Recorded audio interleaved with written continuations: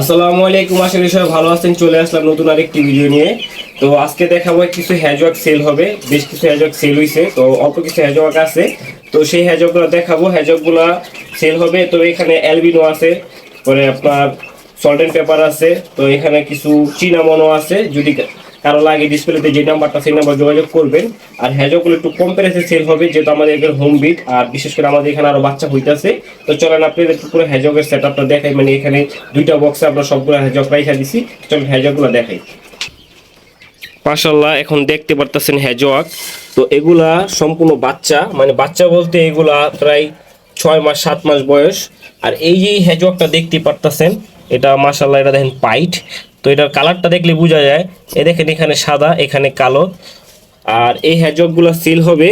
তো যদি কারো লাগে অবশ্যই ডিসপ্লেতে যে নাম্বারটা দেখতেছেন এই নাম্বার যোগাযোগ করবেন।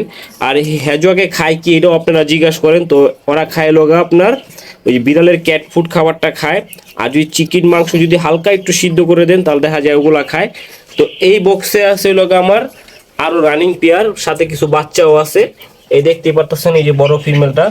তো এখানে কিছু বাচ্চা সহকার আছে, এখানে 2 ঘরের বাচ্চা। আর এখানে 3 ঘরের বাচ্চা এখান থেকে কিছু সেল হইছে। তো মাশাআল্লাহ, এই দেখেন, এই যে পাইট হ্যাজওয়াক দেখতেই পারতেছেন। তো এগুলা সেল হবে। আর এখানে যে এটা দেখতেছেন, এগুলা এটিও সেল হবে। তো এই দুইটা বক্সে আছে হ্যাজওয়াক। বেশ কিছু হ্যাজওয়াক ছিল।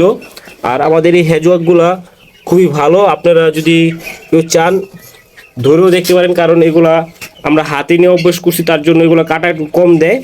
আর হ্যাজওয়াকের যে খাবার দাবার, এগুলো একবারই অল্প, বেশি একটা লাগে না ততটা। আর হ্যাজওয়াক দেখতেও খুব ভালো।